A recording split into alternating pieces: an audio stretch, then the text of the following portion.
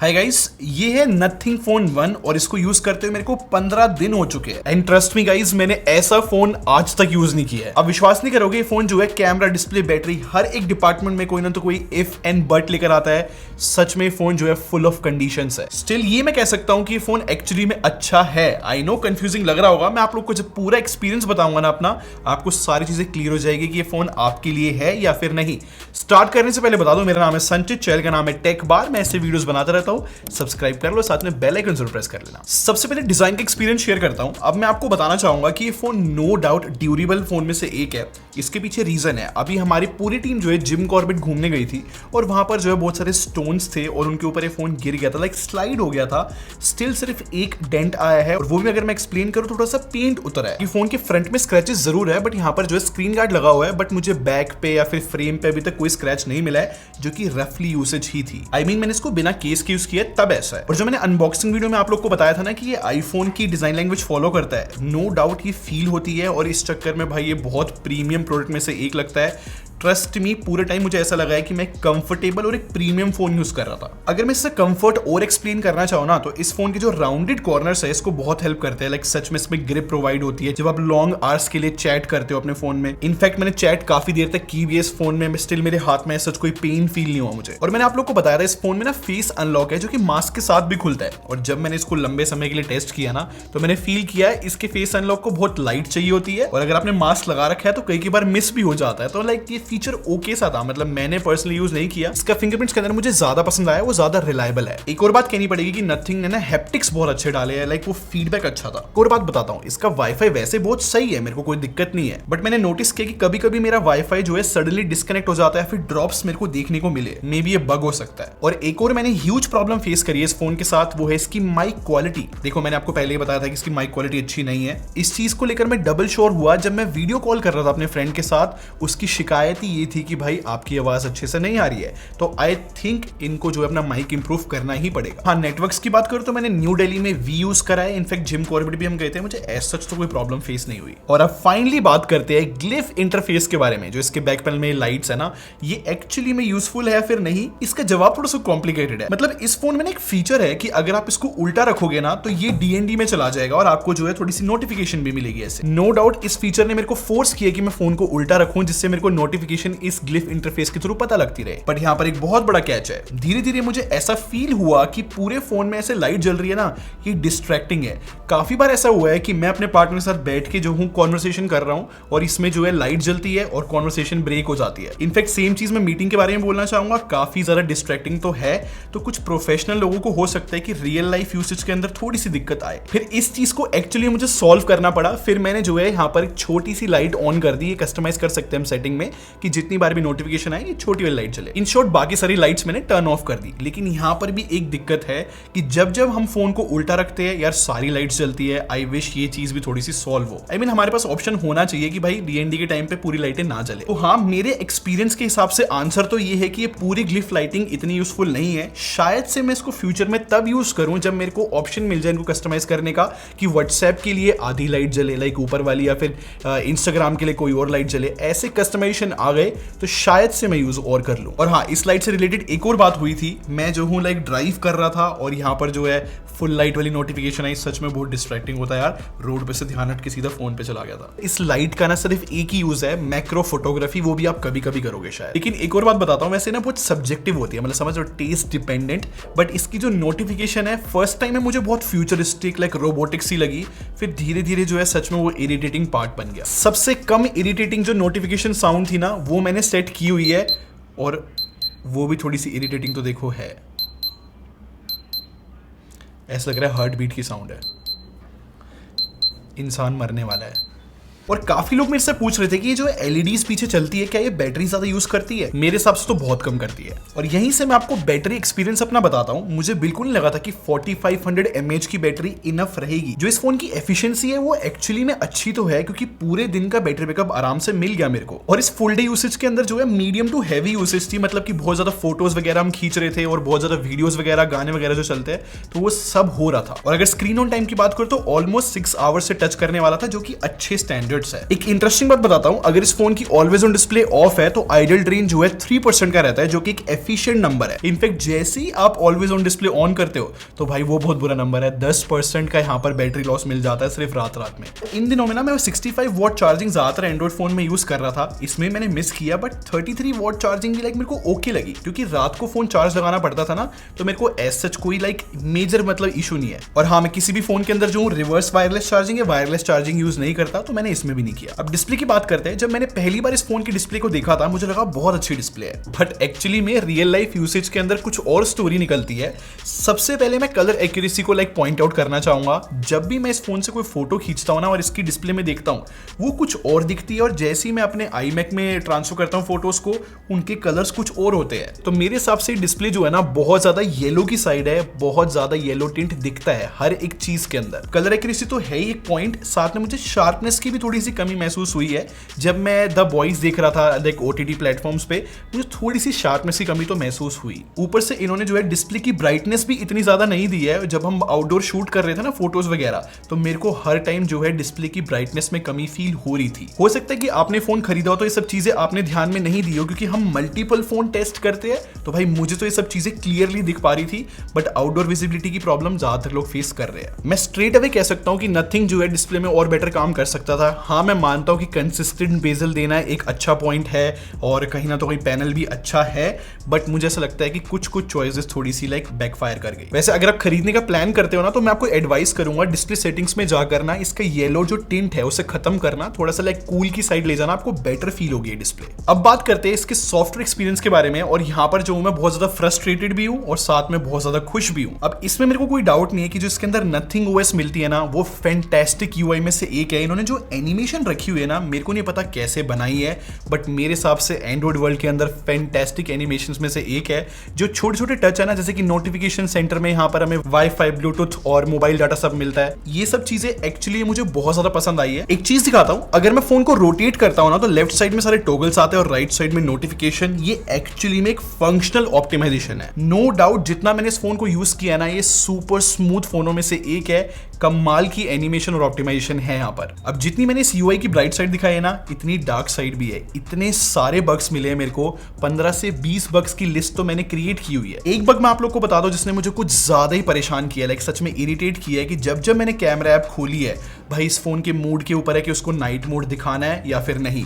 Seriously हम चला रहे होते हैं फोन को, फिर ऐप को जो मैं ऑफ ऑन करता रहता हूँ, कभी नाइट मोड आ जाता है, कभी नहीं आता। और मैंने फोन को अपडेट कर लिया है और ये फोन अभी भी एग्जिस्ट करती है। अब जो नेक्स्ट बग है वो भी बहुत इरिटेटिंग है। अगर आपने फोन कनेक्ट कर रखा है और आप नेविगेशन कर रहे हो, और अगर आप बाकी फोन यूज करना चाहते हो, तो सब चीजें गायब हो जाती है। मतलब पिक्चर इन पिक्चर में तो आ गया है मैप्स, पर देखो बैकग्राउंड में सब कुछ गायब हो गया है। अब वो कभी कभी आ जाता है और कभी कभी नहीं आता। इन छोटा फोन ही यूज नहीं कर सकते। गाइस ट्रस्ट मी, इतने छोटे छोटे बग्स है जिसने मेरे को परेशान किया, मैं क्या क्या बताऊं। लॉक स्क्रीन और होम स्क्रीन मर्ज हो गई थी। वाईफाई जो है 68 डेज से एक्टिव दिखा रहा है। सडनली जो है फिंगरप्रिंट स्कैनर चलना बंद हो गया था, और वो प्रॉब्लम सॉल्व भी बहुत देर में जाके हुई। एक टाइम तो ऐसा है कि मैं गूगल यूज कर रहा हूं और मैं टैप करे जा रहा हूं और कीबोर्ड आ ही नहीं रहा। इनफैक्ट ये चीज व्हाट्सएप पे भी हुई थी, बट वो मैंने रिकॉर्ड नहीं की।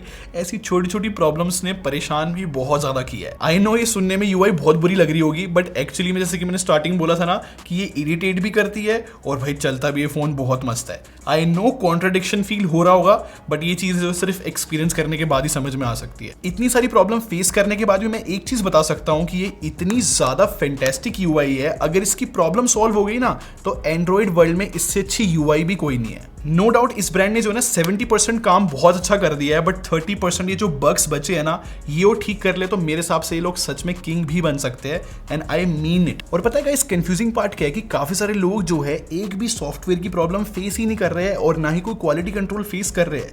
तो ये जो है थोड़ा सा कंफ्यूजिंग पार्ट और है। अब परफॉर्मेंस का एक्सपीरियंस बताता हूँ, बड़ा सिंपल सा है यार। जो स्नैपड्रैगन 778G+ है ना, मेरे हिसाब से अच्छा चिपसेट है, बहुत एफिशिएंट है। जैसे कि हमने बैटरी में देख ही लिया कितना एफिशिएंसी है। अगर आप एक कैजुअल यूजर हो ना, तो मेरे हिसाब से आपको परफॉर्मेंस की कमी तो महसूस नहीं होने वाली। लेकिन मैं एक चीज बता सकता हूं, अगर आप एक बहुत हैवी यूजर हो, जैसे कि बहुत ज्यादा हीट थी एनवायरनमेंट में और मैं वीडियो शूट कर रहा था और वहां पर मेजर जिटर मेरे को देखने को मिला वीडियो रिकॉर्ड करते समय, तो इस इंसिडेंट को देखकर शायद से मुझे ऐसा लगता है कि अगर आप बहुत लॉन्ग ड्यूरेशन के लिए गेमिंग करते हो या फिर इन्वायरमेंट में हीट रहती है, तो हो सकता है कि आपको गेमिंग में थोड़ा बहुत फ्रेम ड्रॉप्स तो देखने को मिले। अगर मैं अपनी टेस्टिंग की बात करूं तो मैंने आधा घंटा गेम खेलकर देखा, मुझे ऐसा प्रॉब्लम नहीं हुई। और मैंने आप लोग को अनबॉक्सिंग के टाइम पे बताया था कि और भी बेटर प्रोसेसर वाले फोन अवेलेबल है मार्केट में iQOO या फिर Redmi की तरफ से। अगर आप गेमिंग करना चाहते हो तो आप उनकी तरफ देखना। ये फोन जो है लाइक एक नॉर्मल कैजुअल यूजर के लिए बहुत सेंस बना रहा है। और हाँ, एक बात बता देता हूँ कि रैम मैनेजमेंट फोन की बहुत अच्छी है यार, काफी हद तक एप्स जो है रैम में रहती है और ये एक्सपीरियंस अच्छा प्रोवाइड करती है। अब बात कर लेते हैं कैमरे के बारे में। अब 50+50 मेगापिक्सल का जो कैमरा सेटअप है ना, सबको सुनने में बहुत अच्छा लग रहा है। अगर मैं आपको मेन कैमरे की फोटोज दिखाऊं ना, नो डाउट ये बहुत अच्छी फोटोज खींच लेता है। बट मैं ये बताना चाहूंगा थोड़ा सा इनकंसिस्टेंट कैमरा में से एक है ये। काफी बार मेरे साथ ऐसा हुआ है कि मैंने सेम जगह पे 2 बार फोटोज खींची है और एक बार HDR अच्छा है, एक बार नहीं आया। बट मेरे हिसाब से टेंशन वाली बात नहीं, क्योंकि इस प्राइस सेगमेंट में ज्यादातर कैमरे ऐसे ही होते हैं। बट स्किन टोन के मामले में मैं नथिंग की कुछ ज्यादा ही तारीफ करना चाहूंगा। मेरे को नहीं पता इन्होंने कैसे पॉसिबल किया है, बट ये हमारी इंडियन स्किन टोन को बहुत अच्छे तरीके से ट्यून करते हैं। बस कभी कभी कुछ फोटोज में ऐसा हुआ है कि स्किन जो है थोड़ी सी स्मूथ आ गई है, वो मुझे पर्सनली पसंद नहीं आया, बट वैसे जो है बहुत सही है। इनफैक्ट मैंने इसको कॉम्पिटिशन के साथ भी कंपेयर किया है। एक बार मोटोरोला को देखो, यहाँ पर जो है थोड़ी सी ओवर शार्पनेस आपको दिखेगी, और रियल में तो जो है सैचुरेशन बहुत अपर साइड रहती है, वो अच्छी नहीं लगती कभी कभी। मेरे को ऐसा लगता है कि नथिंग जो है ना बहुत बैलेंस करने की कोशिश करता है सब कुछ। मेरे को पर्सनली ये ज्यादा पसंद आया। और रिसेंटली मैंने इस फोन को जो है ना Note 2T के साथ भी कंपेयर किया, आप उसके साथ भी देख सकते हो कंपैरिजन। अच्छा, मेन कैमरा काफी अच्छा है। अगर आप अल्ट्रा वाइड देखते हो ना, तो यहाँ पर मुझे थोड़ी सी डिसअपॉइंटमेंट तो मिली, क्योंकि मैं 50 मेगापिक्सल के हिसाब से सोच रहा था कि बहुत ग्रेट फोटोज आएंगी, बट एक्चुअली में ऐसा नहीं है। मैं थोड़ा सा डिसअपॉइंटेड तो हूँ, क्योंकि थोड़ी सी डार्कर साइड फोटोज आती है। अगर आप 8 मेगापिक्सल वाले कैमरे से भी कंपेयर करते हो ना, तो वो कई बार ब्राइट फोटोज खींच के वो थोड़ी सी आई कैची लगती है, जो बाकी फोनों में 8 मेगापिक्सल का आता है ना। आई रिपीट, मेन कैमरा तो अच्छा है ही, बट अगर आप अल्ट्रा वाइड लेंस देखोगे ना, तो 50 मेगापिक्सल के हिसाब से हो सकता है आपकी एक्सपेक्टेशन बहुत ज्यादा हो, मेरी भी थी। बट हाँ, पहली बार मैं डिसअपॉइंट हुआ था, बट जैसे मैंने इसको कॉम्पिटिशन से कंपेयर किया, क्योंकि ज्यादातर फोन 8 मेगापिक्सल अल्ट्रा वाइड के साथ आ रहे हैं ना, तो वहां पर दिखता है कि नथिंग फोन में ज्यादा शार्पनेस है, ज्यादा डिटेल है, तो 50 मेगापिक्सल का कहीं ना तो कहीं एडवांटेज तो मिल ही जाता है। और हाँ, जो अल्ट्रा वाइड लेंस है ना, ये मैक्रो की तरह भी काम करता है। अब मैं यहाँ पर विश कर रहा था कि यार काश थोड़ा सा और मैं पास जा पाता, बट ठीक है, ग्लिफ लाइटिंग जो है बहुत हेल्प करती है यहाँ पर, और वो एक अच्छे रिजल्ट दे देती है। और नाइट मोड की बात करो ना, तो ये अपना स्वीट 5 सेकंड हर बार लेता है, चाहे कैसी भी लाइटिंग कंडीशन हो। बट एक बात कहनी पड़ेगी कि नाइट मोड मेरे टेस्ट का है गाइस, बिल्कुल जो है एक नाइट का सीन मेंटेन करते हुए बहुत अच्छी तरीके से शेडो रिटेन भी कर लेता है, और डिटेल्स अच्छी खासी ले आता है। मुझे बहुत अच्छा लगा। इनफैक्ट अल्ट्रा वाइड में जो है नाइट मोड थोड़ा डिफरेंट तरीके से काम करता है, कि बहुत ज्यादा ब्राइट सीन कर देता है। हाँ भाई, वो यूजफुल तो लगता है। अगर मैं फ्रंट कैमरे की बात करूं ना, तो यहाँ पर मैं बोलूंगा कि मल्टीपल एरियाज में इंप्रूवमेंट की नीड है, जैसे कि HDR बहुत इंप्रूव हो सकता है, ओवरऑल फोटो थोड़ी और ब्राइट कर सकते हैं। लेकिन एक बात कहनी पड़ेगी फिर से कि भाई इंडियन स्किन टोन इन्होंने बहुत अच्छे से मैनेज करी है। और अगर वीडियो की बात करूं ना, तो ये 4K 30 FPS रिकॉर्ड तो कर लेता है। अब मेरे साथ क्या हुआ कि मैं एक पर्टिकुलर स्क्रीन रिकॉर्ड कर रहा था और एक हैवी जिटर मुझे देखने को मिला। अब इमेजिन करो आपने इमरजेंसी में कोई वीडियो बनाई और आपके साथ ये हो जाए, तो ट्रस्ट मी वो काफी बुरा एक्सपीरियंस देगा। मेरे हिसाब से इस चीज को जो है इमीडिएटली ठीक करने की नीड है। इनफैक्ट वीडियो में और भी जगह पे इंप्रूवमेंट हो सकती है, कि एक्सपोजर जो है बहुत जल्दी जो है शिफ्ट होता है, स्टेबलाइजेशन भी बहुत एग्रेसिव फील होती है कभी कभी। इस वीडियो में मेरे को कलर रिप्रोडक्शन बहुत अच्छा लगा है, बस ये इन्होंने ठीक से मेंटेन किया है, बाकी सारे डिपार्टमेंट हिले हुए हैं। लेकिन अजीब बात मैं आपको बताता हूँ, जो इसका अल्ट्रा वाइड लेंस से वीडियो है ना, वो भी 4K में रिकॉर्ड कर सकते हो, वो बहुत अच्छी वीडियो रिकॉर्ड कर पाता है। इनफैक्ट अगर आप कॉम्पिटिशन से भी कंपेयर करोगे ना, तो इसकी स्टेबलाइजेशन, इसके कलर्स, इसकी जो ओवरऑल क्वालिटी है अल्ट्रा वाइड लेंस से, भाई वो बहुत ज्यादा अच्छी आ जाती है। और पता है इसके अंदर एक नाइट मोड मिलता है वीडियो के अंदर। अब वो बहुत कंफ्यूजिंग है, जैसे आप उसको ऑन करते हो ना, तो अल्ट्रा वाइड लेंस ऑन हो जाता है अपने आप, और उसी में ही वीडियो रिकॉर्ड करता है ये। और श्योर वीडियो जो है ब्राइट होती है और यूजफुल आउटपुट भी है, बट मेरे को समझ में नहीं आ रहा कि अल्ट्रा वाइड क्यों नाइट वीडियो के लिए। और अगर आप फ्रंट से वीडियो रिकॉर्ड करोगे ना, तो वो 1080p 30 FPS पे कैप्ड है, उससे ऊपर नहीं जा सकते। इनफैक्ट यहाँ पर स्टेबलाइजेशन भी नहीं है। कितनी इंपॉर्टेंट चीज है यार, ये चीज मिसिंग होना सच में पूरी वीडियो खराब कर रही है, और मेरे हिसाब से यहाँ पर इंप्रूवमेंट की काफी नीड है। अगर सम अप करके बताऊं तो नो डाउट पिक्चर्स के लिए फोन बहुत अच्छा है, लेकिन वीडियो के लिए मेरी तरफ से नो है। अच्छा, लास्ट है ना, क्वालिटी कंट्रोल के बारे में बात करना चाहूंगा मैंने आप लोग को अनबॉक्सिंग वीडियो में बताया था कि कैसे डेड पिक्सल मिल रहे हैं, ग्रीन टिंट इशू भी है। इनफैक्ट मेरी यूनिट के अंदर भी ना फ्लैश थोड़ी सी टेढ़ी लगी हुई है, कुछ लोगों की LED स्ट्रिप्स जो है वो भी हट रही थी। इसमें इंटरेस्टिंग बात ये है कि नथिंग जो है हर एक इशू को बहुत एग्रेसिवली सॉल्व कर रहा है, और सबको रिप्लेसमेंट यूनिट मिल रही है। नए ब्रांड के लिए भाई मेरे हिसाब से बहुत बड़ी बात है। इन शॉर्ट, अगर आपके फोन में कोई इशू आता है तो भाई रिप्लेसमेंट यूनिट तो मिल रही है। तो अब बात करते हैं कंक्लूजन की कि आप कोई फोन खरीदना चाहिए या फिर नहीं। तो देखो, सीधा मेरा आंसर ये है कि अगर आप जो हो रिस्क ले सकते हो, और आपको जो है काल पे या फिर नथिंग ब्रांड पे भरोसा है कि ये ब्रांड जो है फ्यूचर में जाके ये जो सॉफ्टवेयर के बग्स है फिक्स कर सकता है, तो आप 100% इस फोन को खरीद लो। क्योंकि देखो, ये फोन मेरे हिसाब से फैंटास्टिक फोनों में से एक आया है, जो ये एक्सपीरियंस प्रोवाइड कर रहा है ना, और कोई ब्रांड में मुझे नहीं देखने को मिला। और इतनी कमियां होने के बाद मैं किसी भी फोन के लिए ऐसी बातें नहीं बोलता। मुझे एक्चुअली में जो है ब्रांड की जो चॉइसेस है, जो डिजाइन है, जो फिलॉसफी है, वो बहुत अच्छी लगी है। तब जाके मैं ऐसा थोड़ा सा लाइक कॉम्प्लेक्स सा आंसर दे रहा हूं। बाकी मैं ये भी बोलूंगा कि 32,000 रुपए का फोन है यार। अगर आप इतने पैसों का रिस्क नहीं ले सकते तो बिल्कुल इस फोन को अवॉइड करना। देखो रिस्क फैक्टर बहुत ज्यादा इन्वॉल्व है। और ये मत भूलना गाइस कि ये नया ब्रांड है, 1 महीना भी नहीं हुआ इनका फोन आए हुए, तो इनको टाइम की तो देखो नीड है। 6 महीने में पता लगेगा कि एग्जैक्टली में ब्रांड है कैसा। अभी कोई भी आपको कंफर्म नहीं बता सकता कि ये फोन एक्चुअली में कैसा रहेगा। बट जितना फोन को यूज कर और मुझे चीजें देखकर लग रहा है, तो भाई एक्चुअली में ब्रांड में दम तो मुझे फील हो रहा है। आई नो बहुत कॉम्प्लेक्स आंसर था, बट सच में ये आप लोगों का ही टेक है। मैं नहीं बता सकता कि इतने ज्यादा प्राइस सेगमेंट पे आपको रिस्क लेना चाहिए या फिर नहीं। ये सच में आप पे ही डिपेंड करता है। बाकी आपको कैसा लगा ये फोन कमेंट सेक्शन में आप बता सकते हो। और ऐसी वीडियोस अगर आपको और देखनी है तो आप यहां से और यहां से देख सकते हो। और सब्सक्राइब करके हमारे टेक बार आर्मी को ज्वाइन कर लो। हम लोग क्वालिटी में बिलीव रखते हैं। अगले मिलते हैं। Thanks for watching. Bye bye guys.